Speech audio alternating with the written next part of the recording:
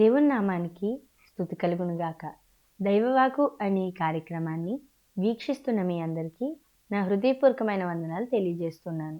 ఈరోజు వాక్య ధ్యానం కొరకు మత్తయి సువార్త 16వ అధ్యాయం 18వ వచనాన్ని మనం చదువుకుందాం. పాతాళలోక ద్వారములు దాని ఎదుట నిలువనేరవని నేను నీతో చెప్పుచున్నాను. ఈరోజు దేవుడు మనకిస్తున్న ఒక వాగ్దానం ఏంటంటే అండి, పాతాళపు యొక్క ద్వారములు మన యొద్ద నిలువనేరవని దేవుడు చెప్పుచున్నాడండి. ఇదొక ఎంత మంచి వాగ్దానం. మన జీవితంలో ఒకవేళ పాతాళం లాంటి పరిస్థితులు మనకు ఉండొచ్చు, లేకపోతే ఎన్నో ఇబ్బందికరమైన పరిస్థితులు మనకు ఉండొచ్చు. కానీ దేవుడు మనకి ఈరోజు ఇస్తున్న వాగ్దానం ఏంటంటే, అవి నీ ముందు నిలువనేరవని దేవుడు మనతో చెప్తున్నారండి. అవి ఎంతకాలం నుండైనా ఉన్నవి కావచ్చు, లేకపోతే ఎంత ఇబ్బందికరమైన పరిస్థితులైనా కావచ్చు, కానీ దేవుడు మనకి ఇస్తున్న గొప్ప వాగ్దానం ఏంటంటే, అవి మనకి ఎంతకాలం నుండి ఉన్నా, మనల్ని ఎంత ఇబ్బంది పెడుతూ ఉన్నా చివరికి విజయం మందేనండి. అవి మన ముందు నిలువనేరవని దేవుడు చెప్తున్నాడు. చాలామంది జీవితాల్లో మనం ఆలోచించినట్లయితే సంవత్సరాల తరబడి ఒక కష్టాన్ని వాళ్ళు ఎదుర్కొంటూ ఉంటారండి.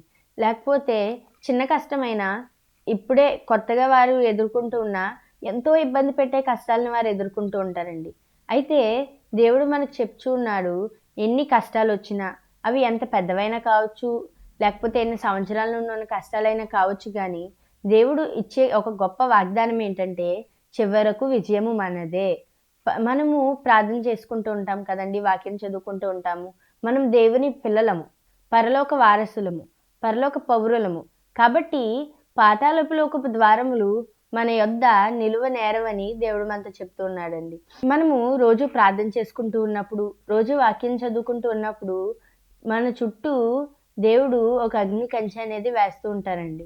మనం ఆలోచించినట్లయితే యోబు గ్రంథంలో చూసినప్పుడు సాతాను దేవుని దగ్గరికి వెళ్ళినప్పుడు దేవుడు సాతాన్ని అడుగుతారు, నా సేవకుడైన యోబు కోసం నీవు చూచావా అని అడిగినప్పుడు సాతాను దేవునితో ఒక మాట అంటుందండి, నీవు యోబు చుట్టూ ఒక కంచె వేశావు కదా అని చెప్పి.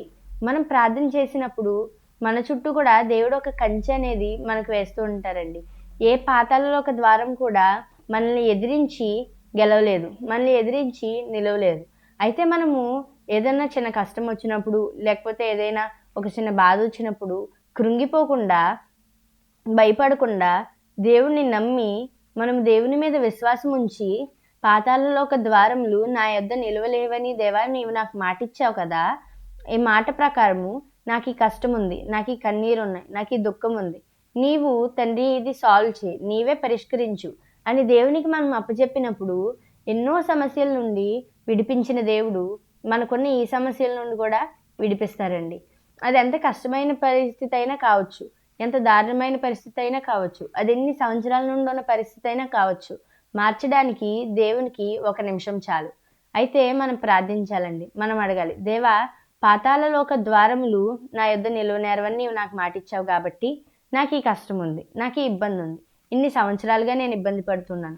మనం చూసినట్లయితే రక్తస్రావం కలిగిన స్త్రీ ఎన్నో సంవత్సరాలుగా ఇబ్బంది పడుతున్నప్పుడు దేవుని వస్త్రపు చెంగును ముట్టుకుంటే ఆమె స్వస్థపడిందండి.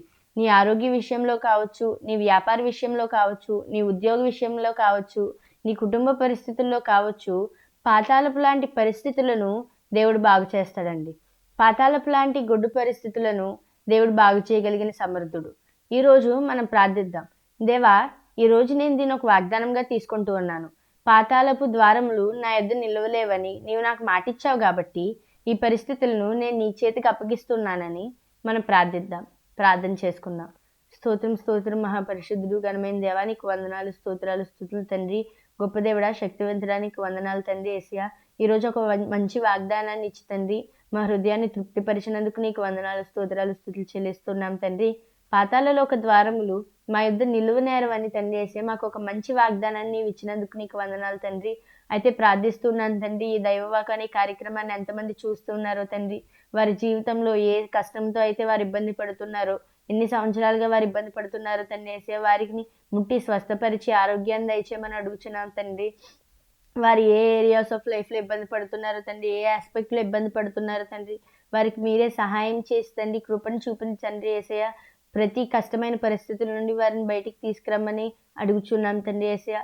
ఉదయకాలపు ఆశీర్వాదాలు వారికి దయచేసి దీవించి ఆశీర్వదించమనుచు యేసు దివ్య నామమున అడుగుచున్నాను తండ్రి. ఆమేన్.